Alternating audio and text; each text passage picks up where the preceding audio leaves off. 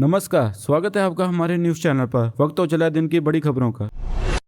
सुखबीर सिंह बादल पर नांदेड़ में कृपाण से हमला। श्रोमणी अकाली दल के अध्यक्ष और पंजाब के पूर्व उप मुख्यमंत्री सुखबीर सिंह बादल पर महाराष्ट्र के नांदेड़ सहित माता साहिब गुरुद्वारे में एक निहंग सिंह ने कृपाण से हमला कर दिया। उनके हाथ पर चोट आई और सुरक्षाकर्मी भी घायल हुए। हमलावर जसपाल सिंह को गिरफ्तार कर लिया गया। यह उनके खिलाफ दूसरा बड़ा हमला है। इससे पहले 2024 में स्वर्ण मंदिर में उन पर गोली चलाने की कोशिश की गई थी। पार्टी ने उच्च स्तरीय जाँच की मांग की है। पीएम मोदी ने स्वास्थ्य के बारे में उनसे पूछा। बादल स्थिर बताए गए। घटना ने सुरक्षा व्यवस्था पर सवाल खड़े कर दिए हैं।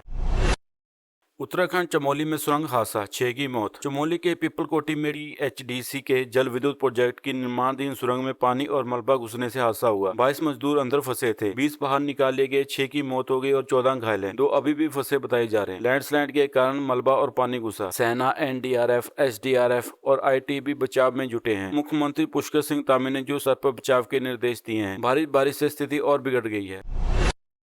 संसद का मानसून सत्र समाप्त। संसद का तूफानी मानसून सत्र 14 अगस्त को समाप्त हो गया। ये विधेयक बिना चर्चा के पास हुए। लोहिया सभा में वंदे मातरम के सभी छंद बजाए गए और स्पीकर ने सत्र समाप्ति की घोषणा की। विपक्ष ने रुकावट का आरोप लगाया, जबकि सरकार ने कामकाज पर जोर दिया। Mines and Miller amendment bill pass हुआ। सत्र में कई मुद्दों पर तीखी बहस हुई।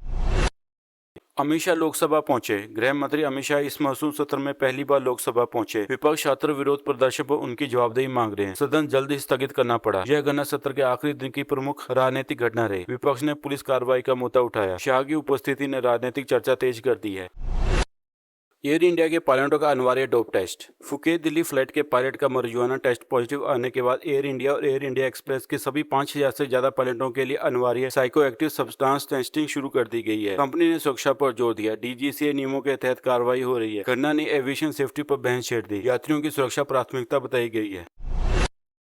पीएम मोदी दिल्ली में कई प्रोजेक्ट लॉन्च करेंगे। प्रधानमंत्री नरेंद्र मोदी आज दिल्ली में कई प्रमुख परियोजनाओं का उद्घाटन करेंगे। इनमें से 2 नए मेट्रो कॉरिडोर शामिल है। इससे राजधानी की कनेक्टिविटी मजबूत होगी। हर घर तिरंगा अभियान में कई केंद्रीय मंत्री शामिल हुए। स्वतंत्रता दिवस की तैयारियों के साथ यह कार्यक्रम जुड़ा है। युवा शक्ति थीम पर जोर है। सुप्रीम कोर्ट बनाम एफएसएसएआई। सुप्रीम कोर्ट ने एफएसएसएआई को कड़ी फटकार लगाई कि अब तक पैकेज फूड पर चेतावनी लेबल क्यों नहीं लगाए। कोर्ट ने कहा कि उपभोक्ताओं को यह जानने का अधिकार है कि वे क्या खा रहे हैं। कई कंपनियां जानबूझकर शक्कर, नमक और फैट की मात्रा छुपाती हैं। कोर्ट ने निर्देश दिया कि अगले 6 महीनों में सभी उत्पादों पर स्पष्ट लेबलिंग होनी चाहिए। यह फैसला स्वास्थ्य सुरक्षा के लिए ऐतिहासिक माना जा रहा है।